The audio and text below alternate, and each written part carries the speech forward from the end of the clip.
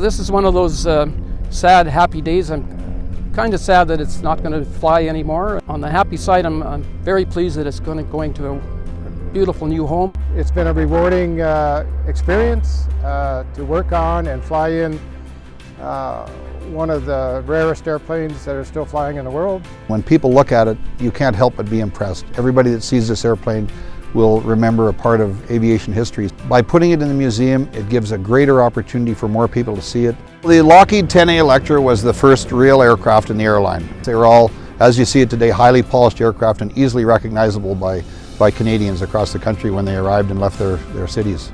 This aircraft went through many owners, but was brought back to Air Canada in 1987 for the 50th anniversary.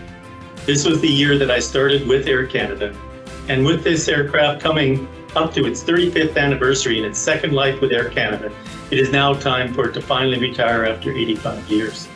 There's no better place for it to spend the rest of its life than Winnipeg, one of Trans-Canada Airlines' first primary hubs in its operation. It's our mission to tell the stories of Western Canada aviation.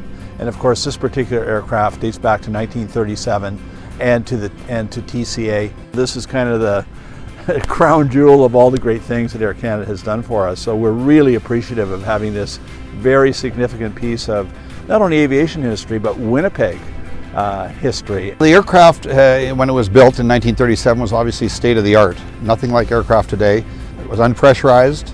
It flew at lower altitudes, was more susceptible to weather and winds and bumpiness and turbulence. So for passengers, it was still a treat because it was the fastest means of transportation and connected Canadians across Canada. But today, a Halifax-Vancouver flight non-stop is 6 hours and 30 minutes sched time. This aircraft would be 7 stops, depending on the winds, en route across the country, and almost 20 hours of flying with several crew changes along the way. So it sounds quite remarkable now that it would take that long, but as compared to other means of transportation in 1937, it was pretty fast. I had the pleasure of introducing Air Canada's most modern aircraft, the Boeing 787. This was in 2014, and when you compare the Lockheed 10A to the 787, it shows how far aviation in Canada has come over the last 85 years. For example, the 10A's effective range was about 1,000 kilometers. The new 787 can fly almost halfway around the world without stopping for fuel and takes passengers from Canada to anywhere in the world.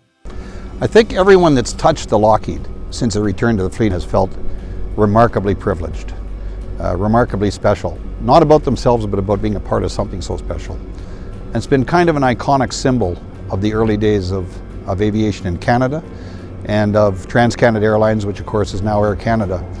You like to see airplanes flying. At the same time, you want to also protect them and take care of them. This airplane's 85 years old.